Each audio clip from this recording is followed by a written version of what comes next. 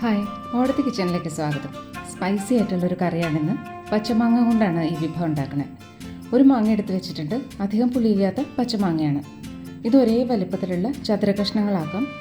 തൊലിക്ക് കയ്പില്ല, തൊലി കളയാണ്ട് നുറുക്കിയെടുത്തിട്ടുണ്ട്. ഇത്രയും വലിപ്പത്തിലുള്ള കഷ്ണങ്ങളാണ്. വെളിച്ചെണ്ണ ചൂടാക്കാം. ഒരു 1.5 ടേബിൾ സ്പൂൺ വെളിച്ചെണ്ണ എടുത്തിട്ടുണ്ട്. 3/4 ടീസ്പൂൺ കടുക്, പൊട്ടിക്കഴിയുമ്പോൾ ഉലുവ 1/4 ടീസ്പൂൺ, 1/2 ടീസ്പൂൺ ജീരകം, ലോ ഫ്ലെയിമിലാക്കാം. ഒരു 15 കുരുമുളക് മണി, ഒന്ന് ചൂടാവട്ടെ. ഇനി മാങ്ങ കഷ്ണങ്ങളിട്ടിട്ട് വഴറ്റാം. ഇത്തിരി നിറം മാറി സോഫ്റ്റ് ആവണം കഷ്ണങ്ങൾ.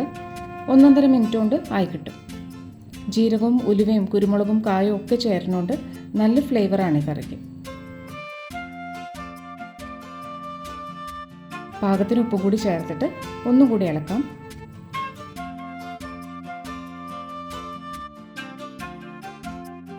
ഇനി പൊടികൾ ചേർക്കാം. 1/4 ടീസ്പൂൺ മഞ്ഞൾപ്പൊടി, 1/2 ടീസ്പൂൺ മുളക് പൊടി. നമ്മൾ കുരുമുളക് ചേർത്തിട്ടുണ്ട്. എരിവ് വേണ്ടതിനനുസരിച്ച് മുളക് പൊടി ചേർത്താൽ മതി. പൊടികളും ചൂടായി കഴിഞ്ഞു. മാങ്ങ കഷ്ണങ്ങളുടെ ഒപ്പം നിൽക്കണ പോലെ വെള്ളം ഒഴിച്ചിട്ട് ഒന്നും കൂടി ഇളക്കിയിട്ട് അടച്ചു വെച്ച് വേവിക്കാം. 5 മിനിറ്റ് മതിയാവും വേവാൻ. അടച്ചിട്ട് ഇങ്ങനെ തന്നെ ഇരിക്കട്ടെ. ഇപ്പോൾ 2 മിനിറ്റായി. ഒന്ന് ഇളക്കി കൊടുക്കാം. ഇത്തിരിയും കൂടി വേവാനുണ്ട്. അപ്പോൾ വെള്ളവും വറ്റും പാകത്തിന്. അടച്ചു വയ്ക്കാം.